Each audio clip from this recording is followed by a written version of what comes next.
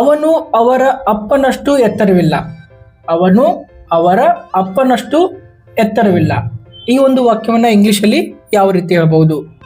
He is not as tall as his father.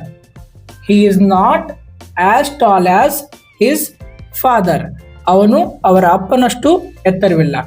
Let's see one more sentence. ನೀನು ರಾಜು ಅಷ್ಟು ದಪ್ಪವಿಲ್ಲ. ನೀನು ದಪ್ಪ ಇದ್ದಿ, ರಾಜು ಕೂಡ ದಪ್ಪ ಇದ್ದಾನೆ, ಬಟ್ ನೀನು ರಾಜುಕ್ಕಿಂತ ಕಡಿಮೆ ದಪ್ಪ ಇದ್ದಿ. You are not as fat as Raju. You are not as fat as Raju. ನೀನು ನನ್ನಷ್ಟು ಎತ್ತರವಾಗಿಲ್ಲ. ನೀನು ಎತ್ತರ ಇದ್ದಿ, ನಾನು ಎತ್ತರ ಇದ್ದೀನಿ, ಬಟ್ ನೀನು ನನ್ನಷ್ಟು ಎತ್ತರವಾಗಿಲ್ಲ.